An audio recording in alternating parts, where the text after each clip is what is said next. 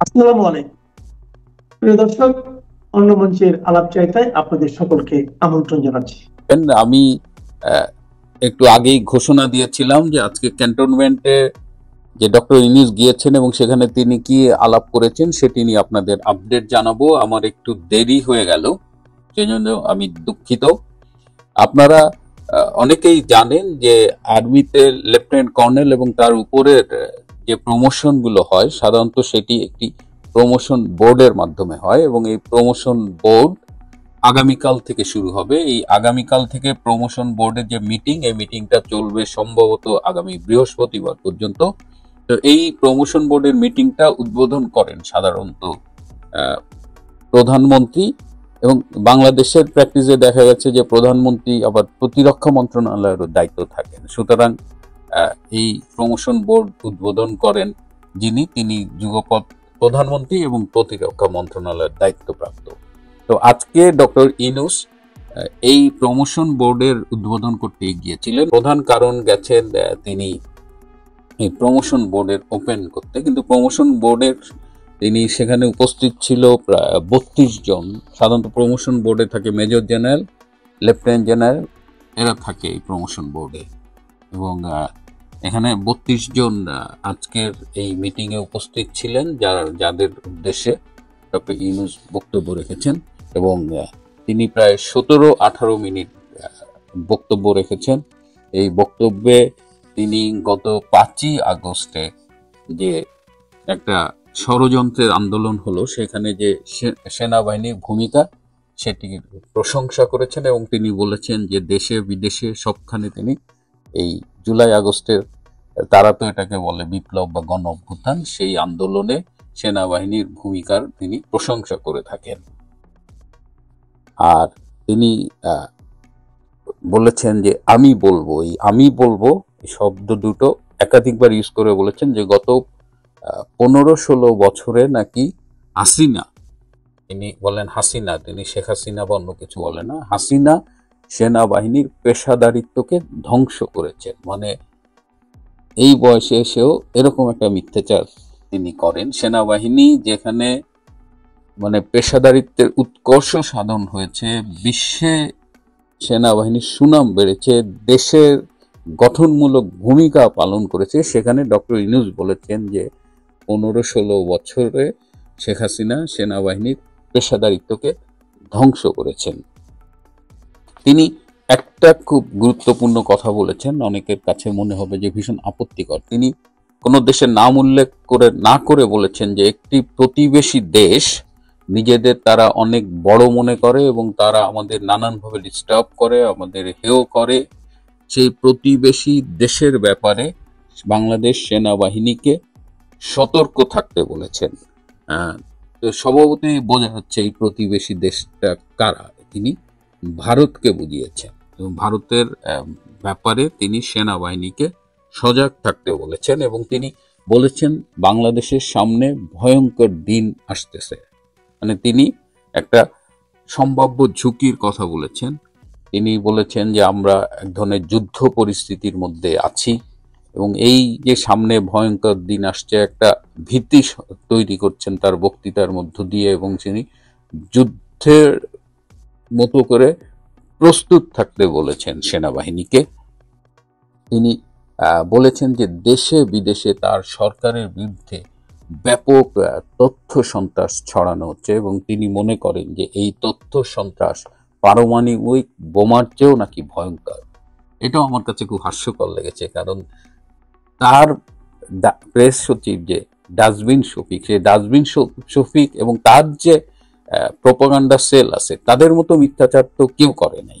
এবং তিনি মাসে কোটি কোটি টাকা খরচ করেন এই মিস ইনফরমেশন আর ডিসইনফরমেশন ছড়ানোর জন্য। এমনকি যে ব্রিটেন গভর্নমেন্টের একটা ফান্ডও তিনি এই অপকর্মে ব্যবহার করেন। আর তিনি এখন আবার সেনাবাহিনীর কাছে, শুধু সেনাবাহিনী না, তিনি সুযোগ পেলে বিভিন্ন সময় এই কথাটা বলেন যে তিনি এই তথ্য সন্ত্রাসকে এবং ভয় পান, তথ্য সন্ত্রাস ক্ষতিকর এবং তথ্য সন্ত্রাস নাকি তার ঘুম হারাম করে দিয়েছে, এরকম কথাও তিনি বলেছেন। তিনি সেনাবাহিনীকে বলেছেন যে প্রথম দিকে আপনি করে বললেও পরে তুমি করে বলেছেন এবং বলেছেন যে তোমরা আমার সন্তান তুল্য, আমি তোমাদের তুমি করেই বলতে পারি, তোমাদের জন্য আমার দরজা সব সময় খোলা, তোমরা যখন চাইবে ইউ ক্যান কন্ট্যাক্ট মি। এটি তিনি আশ্বস্ত করেছেন। তিনি বলেছেন যে অনেক আত্মত্যাগের বিনিময়ে আমরা আজকের এখানে এসেছি, অনেকেই চাইবে না যে আমরা সফল হই। এ ব্যাপারে তিনি সেনাবাহিনীকে সতর্ক থাকতে বলেছেন। এই বোর্ডে প্রমোশনের ব্যাপারে বলেছেন যে দক্ষ এবং মেধাবীদের প্রমোশন দিবা, দুর্নীতিবাজদের প্রমোশন দিবা না। কিন্তু আমি যতদূর খোঁজ নিয়ে জেনেছি যে এই বোর্ডে কারা কারা প্রমোশন পাবে তার একটা তালিকা মোটামুটি সেনাপ্রধান জেনারেল ওয়াকার খান ঠিক করে ফেলেছে, এবং তার কাছে জামাতে ইসলামীরও একটা তালিকা দেওয়া আছে। সুতরাং এবারের বোর্ডটা কেমন হবে এটা প্রমোশনের তালিকা বেরোলেই আপনারা টের পাবেন। এবং মোটামুটি আওয়ামী লীগের নাম গন্ধ আছে বা কোনোভাবে জড়িত, তাকে ফ্যাসিস্ট তকমা দিয়ে এবারে প্রমোশন বোর্ডে প্রমোট করা হবে না, এরকম একটা অলিখিত নির্দেশনা অলরেডি এই প্রমোশন বোর্ডের কাছে দেওয়া আছে। আর তিনি এই আবারও বলছেন যে যুদ্ধের জন্য প্রস্তুতি। তিনি কিন্তু সুযোগ পেলেই সেনাবাহিনী, এর আগে বিমান বাহিনীর একটা মহড়ায় তিনি বলেছিলেন যুদ্ধের জন্য প্রস্তুত হও। বাংলাদেশ কার সাথে যুদ্ধ করবে? কেন হঠাৎ করে বাংলাদেশের এত যুদ্ধের জন্য ঝুঁকি তৈরি হলো? বাংলাদেশ তো, আমরা তো দেখছি বাংলাদেশ তো এরকম একটা দেশ ছিল না। বাংলাদেশ তো কোনো যুদ্ধের হুমকি ছিল না বলতে গেলে, কিন্তু এখন ডক্টর ইউনূস পদে পদে যুদ্ধের হুমকি দেখেন। এবং তিনি বলেছেন যে তোমাদের অল্প বিস্তর কিছু সমস্যা আছে, তোমাদের মধ্যে কিছু ভুল বোঝাবুঝিও আছে, সেগুলো তোমরা ঠিক করে নিও। আরেকটি গুরুত্বপূর্ণ কথা বলেছে যে আর যেন হাসিনা বাংলাদেশে ফিরে আসতে না পারে, এর জন্য তোমরা যথাযথ ভূমিকা রেখেছ। তোমাদের শেখ হাসিনা মানে হাসিনা যেন আর কখনো ভবিষ্যতে ফিরে না আসতে পারে, সেজন্য তোমাদের উপযুক্ত ভূমিকা রাখতে হবে। মোটামুটি এটি ছিল তার এই প্রমোশন বোর্ডের উপলক্ষে দেওয়া বক্তৃতার সারমর্ম। কিন্তু এই প্রমোশন বোর্ডে এবার সেনাবাহিনীকে যে জামাতিকরণ, হিজবুত তাহরিকরণ, সেটির অনেকখানি বাস্তবায়ন করা হবে বলে আমার কিছু সূত্র জানিয়েছে। এশিয়া থেকে ইউরোপ, আফ্রিকা থেকে লাতিন আমেরিকার কমপক্ষে 60টি দেশ গত 1.5 দশকে গণভোটের নামে নিজেদের রাজনৈতিক সংঘাত আর হানাহানি বাড়িয়েছে। জাতীয় ঐক্যমত্য কমিশনও কি বাংলাদেশকে সেই পথে নিয়ে যাওয়ার সুপারিশ করলেন? শেষ পর্যন্ত সরকার সমর্থক বিভিন্ন দলকে 8 মাসে নানা ঘাটের পানি খাইয়ে নিজের তৈরি হাসজারু সংবিধান বাস্তবায়নের স্পষ্ট রূপরেখা হাজির করলেন অধ্যাপক আলী রিয়াজ। প্রমাণ হলো এতদিন আলোচনার নামে যা চলেছে সব ছিল নাটক। বিএনপি সহ বিভিন্ন দলের মতপার্থক্যের কোনোটি জায়গা পায়নি অধ্যাপক রিয়াজের সংবিধানে। গণভোটে যাবে শুধু তার প্রস্তাব, সেগুলোতে হ্যাঁ বা না ভোট দিতে হবে মানুষকে। এতদিন সংলাপের নামে নাটক চালিয়ে তালগাছটি নিজের কাছে রেখেই সুপারিশ জমা দিয়েছে টিম আলী রিয়াজ। 8টা পাওয়া মাত্র অতীত মুছে ফেলার পুরনো বাদ্য বাজিয়েছেন প্রধান উপদেষ্টা ডক্টর মোহাম্মদ ইউনূস। কিন্তু নির্বাচনের স্বপ্নের ফানুস উড়ানো বিএনপির মাথায় নতুন করে ভেঙে পড়েছে আকাশ। অধ্যাপক আলী রিয়াজ শুধু হারচারু সংবিধানের রেসিপি দেননি, একই সঙ্গে রাষ্ট্রপতি আর সংবিধানকে ছুঁড়ে ফেলে নয়া মোড়কে হাজির করেছেন বিপ্লবী সরকারের পুরানো বাতিল প্রস্তাব। আমাদের বিশ্লেষণ হলো ডক্টর রিয়াজ ও তার কমিশন যেভাবে গণভোট আর সংবিধান সংশোধনের প্রস্তাব দিয়েছেন তাতে রাজনৈতিক ভয়াবহ সংকট আসন্ন। প্রশ্ন হলো, তথ্য উপদেষ্টা মাহফুজ আলম গত 4 দিন ধরে যে সংঘাতের কথা বলে যাচ্ছেন তারই কি শুরু হলো জাতীয় ঐক্যের নামে ডক্টর রিয়াজের অনক্যের সুপারিশে? গত 1 বছরে জুলাই সনদ নিয়ে কম কসরত হয়নি। এই জুলাই সনদ নিয়ে কতটা কসরত হয়েছে যে মনে হতে পারে একটা মেঘনা কার্টা করতে না পারলে দেশের নির্বাচন, সরকার, রাজনীতি সব অচল হয়ে যাবে। 3টি ধারাবাহিক পর্বে এই সনদের কসরত ছিল বেশ উপভোগ্য। প্রায় দেখা গেছে আজ যিনি পক্ষে কাল চলে গেছেন বিপক্ষে, আবার তাকে বুঝিয়ে নিমরাজি করানো হলো। 17 অক্টোবর সনদে স্বাক্ষর হলো, ঝুলেছিল বাস্তবায়নের পদ্ধতি। বাস্তবায়নের উপায় সম্পর্কিত সুপারিশ 28 অক্টোবর প্রধান উপদেষ্টা ডক্টর মোহাম্মদ ইউনূসের কাছে হস্তান্তর করে ঐকমত্য কমিশন। যমুনায় দুপুরে সেই সুপারিশ পেয়ে অধ্যাপক ইউনূসের উচ্ছ্বাস ছিল চোখে পড়ার মতো। বছরখানেক আগে রিসেট বাটনে অতীত মুছে ফেলার ঘোষণা দেয়াটি যে নিছক কথার কথা ছিল না, তা আবারও পরিষ্কার হয় তার কথায়। দিনটিকে ঐতিহাসিক আখ্যায়িত করে বলেন, জুলাই সনদের বাস্তবায়নের প্রক্রিয়া ঐতিহাসিক একটি পরিবর্তন। এর ফলে বাংলাদেশ অতীত থেকে মুক্ত হয়ে যাবে। অধ্যাপক ইউনূস কেন এত উচ্ছ্বসিত তা জানা যায় কয়েক ঘন্টার মধ্যে। যমুনায় সুপারিশ দিয়ে দুপুরে ফরেন সার্ভিস একাডেমিতে সংবাদ সম্মেলন করেন ঐকমত্য কমিশনের সহসভাপতি অধ্যাপক আলী রিয়াজ। ডক্টর ইউনূসের মনোবাসনার প্রতিফলন ঘটিয়ে এবং জামাত এনসিপির মনোবাঞ্ছা পূরণ করে নিজের হার্স্টারু সংবিধান প্রস্তাব বাস্তবায়নের রূপরেখা যমুনায় সমর্পণ করেন অধ্যাপক রিয়াজ। সেই সংবিধান কার্যকরের প্রথম ধাপটি শুরু হবে অধ্যাপক ইউনূসের মাধ্যমে জুলাই সনদ বাস্তবায়নের কথিত সাংবিধানিক আদেশ জারির মাধ্যমে। এরপর আসবে গণভোট, যেখানে উত্থাপিত হবে ডক্টর রিয়াজের লেখা সংবিধানের খসড়া। গণভোটে সেটি অনুমোদন পেলে আগামী জাতীয় নির্বাচনে বিজয়ীরা হুবহু কার্যকর করতে বাধ্য থাকবে। এমনকি নির্দিষ্ট সময়ের মধ্যে আলী রিয়াজের সংবিধান অনুমোদন না করলে স্বয়ংক্রিয়ভাবে কার্যকর হয়ে যাবে। আলী রিয়াজের সুপারিশে বলা হয়, ত্রয়োদশ জাতীয় সংসদ একই সঙ্গে সংবিধান সংস্কার পরিষদ এবং জাতীয় সংসদ হিসেবে কার্যকর হবে। তবে সংবিধান সংস্কার পরিষদ কার্যকর থাকবে 270 দিন। এই সময়ের মধ্যে সংবিধান সংস্কার পরিষদের সদস্যরা জুলাই জাতীয় সনদের বিষয়গুলো সংবিধানে সংযুক্ত করার জন্য প্রয়োজনীয় ব্যবস্থা নেবে। সংবিধান সংস্কার পরিষদের কাজের এখতিয়ারও নির্ধারণ করে দিয়েছে আলী রিয়াজের কমিশন। এতে দেখা যায় পরিষদের হাতে তেমন কোনো ক্ষমতাই থাকবে না, বরং তাদের কাজ হবে কেরানির মতো। আলী রিয়াজ বলেছেন, ঐকমত্য কমিশনের প্রস্তাবের মূল স্পেচ বা বিষয়ের বাইরে কোনো কাজ করার এখতিয়ার তাদের থাকবে না। আবার এই কাজটি করতে হবে নতুন সংসদ গঠনের 270 দিনের মধ্যে। এই সময়সীমা পার হয়ে গেলে স্বয়ংক্রিয়ভাবে নতুন সংবিধান কার্যকর হয়ে যাবে। এর অর্থ হলো আলী রিয়াজের কমিশন দেশের জনগণের ভোটের রায়, জনপ্রতিনিধিদের মতামত কিংবা জাতীয় সংসদ সব কিছুকে তুচ্ছ জ্ঞান করার এক অদ্ভুত পরামর্শ দিয়ে রেখেছে। বিএনপি নেতা সালাউদ্দিন আহমেদ বিষয়টি দেখছেন হাস্যকর ব্যাপার হিসেবে। জনাব আহমেদ সংবিধান সংশোধনের যথাযথ প্রক্রিয়া মনে করিয়ে দিয়ে বলেছেন, সংবিধান সংশোধন হোক বা অন্য আইন, পরীক্ষায় অটো পাসের মতো কোনো বিষয় তো সংবিধানে থাকতে পারে না। দর্শক, ঐকমত্য কমিশনের যে ধারাবাহিক কেচ্ছা তার একটি বিরাট অংশ জুড়ে ছিল নোট অফ ডিসেন্ট। মানে রিয়াজ কমিশন যেসব প্রস্তাব করেছিল তার অনেকগুলোতে আপত্তি দেয় বিভিন্ন রাজনৈতিক দল। সনদে যে 84টি প্রস্তাব আছে তার মাত্র 27টিতে ঐকমত্য কমিশনে অংশ নেওয়া সবকটি দল একমত হয়েছে। বাকি প্রস্তাবগুলোতে কোনো না কোনো রাজনৈতিক দল আপত্তি জানিয়েছে। সেগুলো সংকলিত করেই তৈরি করা হয় জুলাই সনদ। তাতে বিএনপি সহ প্রায় সব দল সই করেছে। বিএনপি সহ বেশিরভাগ দলের দাবি ছিল এই নোট অফ ডিসেন্ট গুলো সনদে থাকতে হবে। তবে শেষ মুহূর্তের দৃশ্যে দেখা যাচ্ছে সেসব দ্বিমত যমুনার জলে ভাসিয়ে দিয়েছেন ডক্টর রিয়াজ। চূড়ান্ত সুপারিশে নোট অফ ডিসেন্টের কোনো অস্তিত্বই নেই। অর্থাৎ আলী রিয়াজের মূল প্রস্তাবগুলোই অনুমোদনের জন্য যাবে গণভোটে। সেখানে অনুমোদন হলে জাতীয় নির্বাচনে বিজয়ী হলেও বিএনপিকে সে অনুযায়ী সংবিধান প্রণয়ন করতে হবে।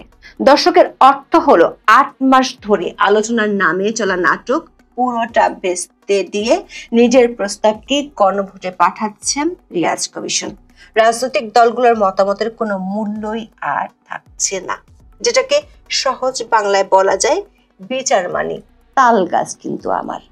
প্রশ্ন হলো, তাহলে এতদিন কেন সরকার অনুমোদিত 32টি রাজনৈতিক দলকে নিয়ে সংলাপের তামাশা করা হলো? কেন রাষ্ট্রের অর্থের অপচয় করা হলো? অবশ্য শুধু বিএনপির প্রস্তাব কিংবা বিএনপিকেই নয়, অধ্যাপক রিয়াজের কমিশন পুরো সংবিধানকেই ছুঁড়ে ফেলতে চান। তার জন্য তিনি পরামর্শ দিয়েছেন ঘোড়া ডিঙিয়ে ঘাস খাওয়ার, মানে রাষ্ট্রপতিকে ছুঁড়ে ফেলে ডক্টর ইউনূসকে অসীম ক্ষমতাধর করার বন্দোবস্ত পাকা করা হয়েছে। এনসিপি সুরে সুর মিলিয়ে আলী রিয়াজ জানান জুলাই সনদ বাস্তবায়নের আদেশ জারি করবেন অধ্যাপক ইউনূস। সেজন্য বিদ্যমান সংবিধানের অধীনে ডক্টর ইউনূস শপথ নিলেও এখন সেসব ভুলে যাওয়ার পরামর্শ দিচ্ছেন যুক্তরাষ্ট্র থেকে উড়ে আসা এই অধ্যাপক। জুলাই সনদের আদেশটিকে সাংবিধানিক দাবি করে তিনি বলেন, এই আদেশটি সরকারের পক্ষ থেকে দেওয়া হবে এবং এটার একটি সুস্পষ্ট সুনির্দিষ্ট বিষয় আছে। তার দাবি, দেশ এখন যে অবস্থায় আছে সেটা এক ধরনের স্টেট অফ এক্সেপশন। সবকিছুই পুরনো বাক্সে ঢোকানো যাবে না, কিছু কিছু জিনিস সম্ভবত বাক্সের বাইরেও থাকবে। প্রশ্ন হলো কোনটিকে বাক্সে রাখতে হবে আর কোনটিকে রাখা যাবে না, তা কিভাবে ঠিক করছেন অধ্যাপক আলী রিয়াজ? নাকি তিনি যেটি বলবেন সেটি এখনকার বাংলাদেশের আইন ও সংবিধান হিসেবে নাগরিকদের মেনে নিতে হবে? অন্তর্বর্তী সরকারের সাংবিধানিক ভিত্তি যদি জুলাই অভ্যুত্থান হয়ে থাকে, তাহলে এতদিন রাষ্ট্রপতি জারি করা অধ্যাদেশগুলোর কি হবে? ডক্টর ইউনূস ও তার উপদেষ্টা পরিষদের শপথেরই বা কি হবে? এই সরকার অস্তিত্ব এমনকি আলী রিয়াজের কমিশনের কি হবে? নাকি ইচ্ছা মতো যা খুশি সেটা করে যাওয়াই এখনকার সংবিধানের বিধান? সবচেয়ে বড় প্রশ্ন হলো ত্রয়োদশ জাতীয় সংসদ নির্বাচন কিভাবে বর্তমান সংবিধানের অধীনে হবে? দর্শক, আমাদের বিশ্লেষণ হলো অধ্যাপক রিয়াজ যেভাবে কায়ের জোরে জুলাই সনদ বাস্তবায়ন করতে চাচ্ছেন, তাদের রাজনৈতিক সংকট বাড়বে। বিশ্বের বিভিন্ন দেশের সাম্প্রতিক কিছু অভিজ্ঞতা বলে সংবিধান সংশোধন প্রশ্নে গণভোট এক বিপজ্জনক অস্ত্র হয়ে দেখা দিতে পারে। আফ্রিকা থেকে ইউরোপ, লাতিন আমেরিকা থেকে এশিয়া, সবখানে এমন উদাহরণ গত কয়েক বছরের মধ্যে দেখা গেছে। 2010 সালে কেনিয়ায় নতুন সংবিধান প্রণয়ন নিয়ে গণভোটের জাতিগত বিভাজন বেড়ে গিয়েছিল, বাঁধিয়েছিল রাজনৈতিক সংঘাত। বাংলাদেশেও সে লক্ষণ দেখা যাচ্ছে কিনা তার ইঙ্গিত পাওয়া যায় তথ্য উপদেষ্টা মাহফুজ আলমের কথায়। উপদেষ্টা মাহফুজ আলম গত 4 দিনে 2 বার বলেছেন দেশ রাজনৈতিক সংঘাতের দিকে যাচ্ছে। 28 অক্টোবর রাজধানী গুলশানে এক অনুষ্ঠানে তিনি আশঙ্কা করেছেন দেশে আবারও 1-11 ফিরে আসার মতো পরিবেশ তৈরি হতে পারে। এর আগে 25 অক্টোবর রাজধানীর সেগুন বাগিচায় আরেকটি অনুষ্ঠানে তিনি বলেছিলেন রাজনৈতিক দলগুলোর সংঘাতের জন্য মুখিয়ে আছে। তিনি জোর দিয়ে বলেছেন, আপনারা অবশ্যই এটা অল্প কয়েক মাসের মধ্যে দেখতে পাবেন। উপদেষ্টা মাহফুজ আলম আশঙ্কা করেছেন যদি এটার সঙ্গে ধর্মীয় দৃষ্টিকোণ যুক্ত হয় তাহলে বাংলাদেশের পরিস্থিতি আরো খারাপ হবে। দর্শক, বিশ্বে গণভোটের মাধ্যমে সংবিধান পরিবর্তনের ভয়াবহ আরো উদাহরণ আছে। 2016 সালে ব্রেক্সিট গণভোট যুক্তরাজ্যকে সংসদীয় অচলাবস্থা, মন্ত্রিসভার পতন এবং অর্থনৈতিক অনিশ্চয়তার দিকে ঠেলে দিয়েছিল। 2017 সালে স্পেনের কাতালান অঞ্চলের একতরফাভাবে আয়োজিত গণভোট সাংবিধানিক সংকট, রাজনৈতিক নেতাদের গ্রেফতার এবং অস্থিরতা সৃষ্টি করেছিল। 2022 সালে চিলির সংবিধান পুনর্লিখন নিয়ে মানুষের মধ্যে এতটা বিভ্রান্তি তৈরি হয়েছিল যে 78% ভোটার সব প্রস্তাব প্রত্যাখ্যান করেছিলেন, আর তাতে দেশটিকে সাংবিধানিক শূন্যতার দিকে ঠেলে দিয়েছিল। একইভাবে 2016 সালে থাইল্যান্ডে গণভোট দেশটির মানুষ প্রত্যাখ্যান করেছিল। শ্রীলঙ্কায়ও 2015 সালে সংবিধান সংশোধনী নিয়ে গণভোট ভেস্তে গিয়েছিল। 2022-23 সালে লাতিন আমেরিকার দেশ চিলের অভিজ্ঞতা থেকে দেখা যায় 2 দফা রেফারেন্ডামের পরও নতুন সংবিধান প্রণয়ন করা সম্ভব হয়নি, উল্টো তৈরি হয়েছিল জাতীয় বিভাজন। আশঙ্কার বিষয় হলো অধ্যাপক আলী রিয়াজের নেতৃত্বে ঐকমত্য কমিশনও কি শেষ পর্যন্ত তেমন পথেই বাংলাদেশকে নিয়ে যাচ্ছেন? বিএনপি নেতা সালাউদ্দিন আহমেদ অবশ্য আমাদের এই আশঙ্কাকে বলছেন বাস্তবতা। জুলাই সনদ বাস্তবায়নের চূড়ান্ত সুপারিশের প্রাথমিক প্রতিক্রিয়া সালাউদ্দিন কমিশনকে বেশ কটাক্ষ করে বক্তব্য দিয়েছেন। তিনি কমিশনকে 2 বার ধন্যবাদ দিয়েছেন। প্রথম ধন্যবাদটি এই জন্য যে কমিশন শেষ পর্যন্ত তাদের কাজ শেষ করতে পেরেছে, আর দ্বিতীয় ধন্যবাদটি দিয়েছেন সুপারিশের মাধ্যমে জাতীয় ঐকমত্য কমিশন জাতীয় ঐক্য প্রতিষ্ঠার বদলে জাতীয় অনৈক্য প্রতিষ্ঠার একটি প্রচেষ্টা নেওয়ার জন্য। দর্শক, আলী রিয়াজের সুপারিশে নির্বাচনের স্বপ্নে বিভোর বিএনপির মাথায় আকাশ ভেঙে পড়েছে। দলের নেতা সালাউদ্দিন আহমেদ আক্ষেপ ভরা কণ্ঠে এখন বলছেন, এখানে একটা নতুন বিষয় সংযুক্ত করা হয়েছে যে সংবিধান সংস্কার পরিষদের নামে একটা আইডিয়া এখানে সংযুক্ত করা হয়েছে, যেটা আগে জাতীয় ঐকমত্য কমিশনে কখনো টেবিলে ছিল না, আলোচিত হয়নি, এ বিষয়ে কোনো ঐকমত্য হয়নি। দর্শক, প্রশ্ন হলো তীরে এসে তরি ডুবে যাওয়ার অবস্থায় পড়া বিএনপিকে আদৌ নতুন কিছু জানার সুযোগ পাবে? সুপারিশ পেয়ে অধ্যাপক ইউনূস যেখানে বাস্তবায়নের প্রস্তুতি নিয়ে ফেলেছেন, সেই আদেশটি ঘোষণা হলে কি করে ঠেকাবে বিএনপি? নাকি আবারও অসহায় আত্মসমর্পণ করে তারা আলী রিয়াজের হাড়সরু সংবিধান বাস্তবায়নের ভার তুলে নেবে নিজেদের কাঁধে? আচ্ছা, কে প্রথম আক্রমণ করবে ভারতকে? পূর্ব পাকিস্তান না পশ্চিম পাকিস্তান? এখন সেই নিয়ে বিতর্ক চলতে চলতে তার মধ্যে একটা খবর পাওয়া গেছে যে পূর্ব পাকিস্তান থেকে আক্রমণটা হতে পারে 2-3 সপ্তাহের মধ্যে। এখন মিলিটারি ইন্টেলিজেন্সে কোড হয় না, কোড ডিকোড করা হয়েছে। একই সঙ্গে ভারত এবং রাশিয়ার কেজিবি দুজনেই ডিকোড করে এই খবরটি বার করেছে। আমি 8 ঘন্টা 45 মিনিট আগেই খবরটা পেয়েছি, পাওয়ার পরই আপনাদের সামনে আমি ভিডিওটা করতে বসলাম। এখন আপলোড করতে করতে অনেক টাইম লেগে যাবে। এখন বাজে 10টার সময়, ওই জন্য আমি 1.5 ঘন্টা টাইমটা বাড়িয়ে নিয়েছি। 1 ঘন্টা আমার টাইমে বাড়িয়েছি এই আপলোড করতে, আপনাদের ওখানে 11:30 গিয়ে পৌঁছাবে। এখন বিষয়টা হচ্ছে যে হঠাৎ কেন এইরকম মুভমেন্ট শুরু হলো? দেখুন, আপনারা জানেন যে আমেরিকা বাগরাম এয়ারবেস নেওয়ার জন্য উঠে পড়ে লেগেছে। আফগানিস্তানে বাগরাম এয়ারবেস, যেটা ছেড়ে আমেরিকা চলে এসেছিল অস্ত্র শস্ত্র ফেলে, সেই বাগরাম এয়ারবেসকে তারা পুনরায় দখল করবে বলে ট্রাম্প ঘোষণা করেছিল। তালিবানরা বলেছিল, না, আমরা আমাদের স্বাধীনতা হাত দিয়ে দেব না, এখানে আমেরিকার পদার্পণ ঘটবে না। তারপরে পাকিস্তানকে পেছনে লাগানো হয়। এর মধ্যে কাবুলের বিদেশ মন্ত্রী আমির খান মুত্তাকি তিনি ভারতবর্ষে আসেন। ভারতবর্ষে এসে 6 দিনের সফর করেন, দ্রৌপদীদের সঙ্গে করেন, বিদেশ মন্ত্রীদের সঙ্গে সফর করেন। সফর টফর করে যাওয়ার সময় কি চুক্তি করে গেছেন সে তখন আমরা জানতাম না। এখন যেটা জানা যাচ্ছে যে বাগরাম এয়ারবেস ভারতকে দিয়ে দেওয়া হয়েছে। আফগানিস্তান অফিসিয়ালি বাগরাম এয়ারবেসকে ভারতের ওপরে দায়িত্ব দিয়েছে। এখন ভারতীয় সৈন্য গতকালকে আমরা জানলাম যে গতকালকে ভারতীয় সৈন্য ওখানে নেমে গেছে, বাগরাম এয়ারবেসে নেমে গেছে। এখন যে সমস্ত ইনফ্রাস্ট্রাকচার ফেলে দিয়ে চলে এসেছিল সেগুলোকে এখন মেরামত করা হচ্ছে। এয়ারবেস যেটা আছে, রানওয়ে যেগুলো আছে সেগুলোকে সব পরিষ্কার করা হচ্ছে, ঝাড়পোছ করা হচ্ছে। এগুলো আবার রিলেভেলিং করা হবে, যেখানে যেখানে ফাটল ধরেছে অব্যবহৃত অবস্থায় থাকার জন্য সেইগুলোকে সারাই করা হবে।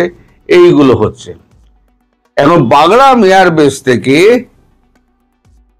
পাকিস্তানের ইসলামাবাদের দূরত্ব হচ্ছে 300 কিলোমিটার। আর আপনার ওই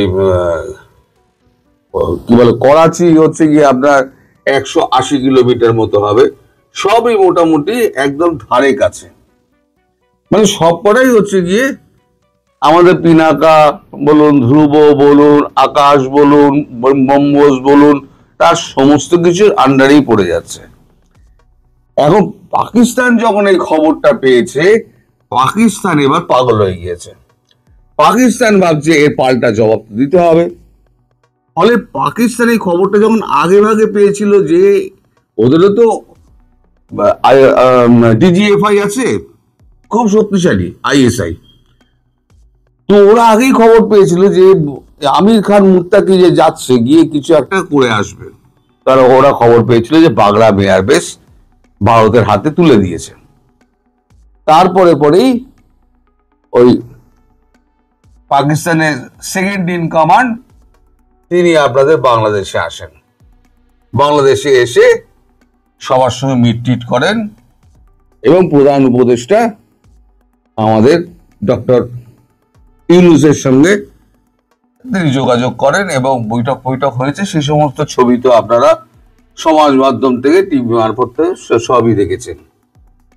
সেইখানে আলোচনা হয়েছে যে সমস্ত রকমের সুবিধা এবং সমস্ত রকমের লজিস্টিক বাংলাদেশ পাকিস্তানকে দেবে, আর আমেরিকা এই লজিস্টিকটা পুরো সাপ্লাই করবে টার্কি মারফত পাকিস্তানকে। পাকিস্তান ওখান থেকে পাঠাবে বাংলাদেশকে, অলরেডি পাঠিয়ে দিই, বেশ কিছু ঢুকে গেছে, আরো পাঠাবে। দিয়ে একটা চক্র তৈরি করা হয়েছে, আগামী 2-3 সপ্তাহের মধ্যে এই পুরো ব্যবস্থাটা কমপ্লিট করে নিয়ে ভারতের ওপরেতে আক্রমণটা হানা হবে। আমরা বারবার বলছিলাম, আমি বিশেষ করে বারবার বলছিলাম যে পূর্ব দিকে হবে না পশ্চিম দিকে হবে। এখন আমি পূর্ব পাকিস্তান বলি, এখন আর বাংলাদেশ বলি না, কারণ বাংলাদেশের মানুষ তারা যুদ্ধ চায় না। পূর্ব পাকিস্তানের যারা রয়েছে, সমর্থক যারা রয়েছে, যারা এই জিহাদি ভারত বিরোধী, তারাই কিন্তু এই পাকিস্তানকে সমর্থন করে যাচ্ছে। তারাই এই সমস্ত খুন খারাপি করছে, তারাই আগুন জ্বালাচ্ছে, তারাই ধর্ষণ করছে, তারাই সমস্ত আওয়ামী লীগকে ধরে ধরে জেলে পুরছে। স্বাধীনতার পক্ষে যারা আছে তাদেরকে সাংবাদিক থেকে, লেখক থেকে আরম্ভ করে সাধারণ মানুষ, রাজনৈতিক নেতা সব জেলে পুরছে। এখন ভারত চুপ করে বসে আছে। ভারত তো বরাবরই বলে দিয়েছে, আমার ওপরে আঘাত এলে বা আঘাত আসার সম্ভাবনা দেখা দিলে ভারত তার প্রত্যুত্তর দেওয়ার জন্য বসে আছে। এটা ভারতের ঘোষিত নীতি। এখন এই যে খবরটা যেটা পাওয়া গিয়েছে, এক হচ্ছে আমাদের ব্রিটেন ইন্টেলিজেন্স খবর ডিকোড করেছে, এবং সেটা কেজিবিও গতকালকে না আজকে বোধহয়, আজকে আমি জানতে পেরেছি, আগে হয়তো হতে পারে, কারণ আমি তো অত খবর তো আমার কাছে আসবে না, অত ডিটেলে আসবে না আমার কাছে।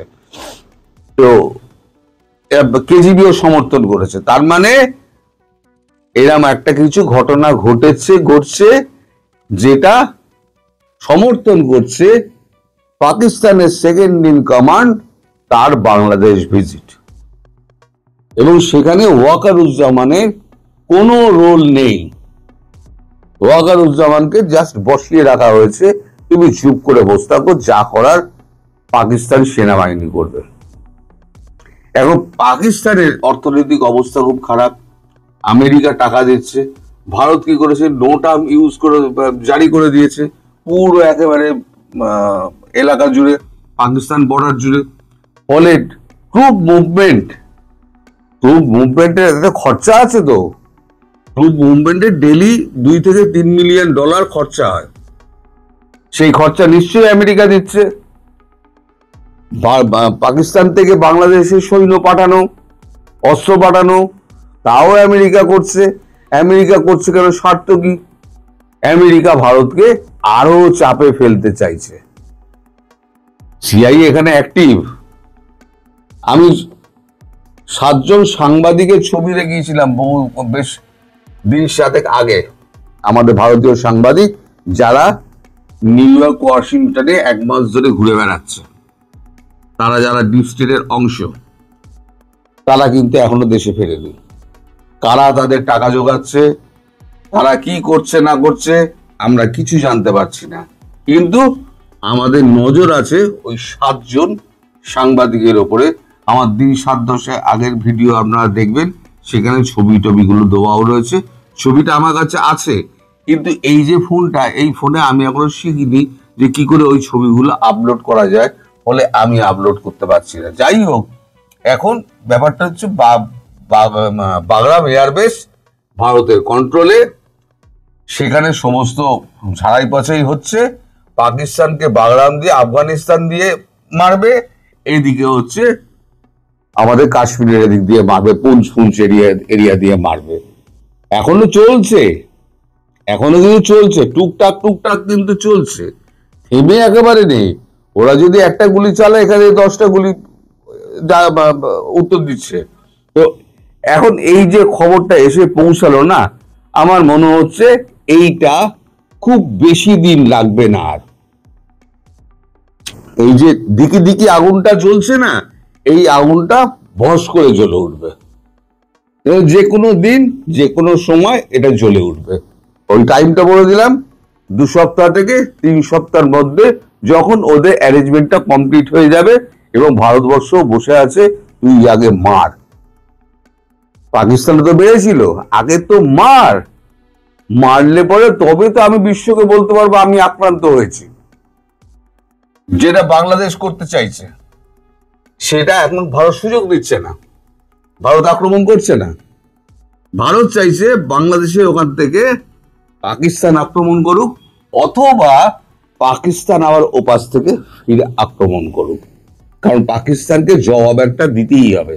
জবাব যদি পাকিস্তান না দেয় তাহলে পাকিস্তানের জনগণ গলা টিপে ধরবে পাকিস্তানি সেনাবাহিনীকে। তো এখন অপেক্ষা করুন, সুদিন খুব তাড়াতাড়ি আসছে। আমি গত বেশ কয়েকদিন ধরে বলে আসছি খুব শিগগিরই সেই সুদিন আসছে। ওই জন্য আমি তাড়াহুড়ো করে আপনাদের সামনে বসে পড়লাম খবরটা জানানোর জন্য। কালকে আবার দেখা হবে। সবাই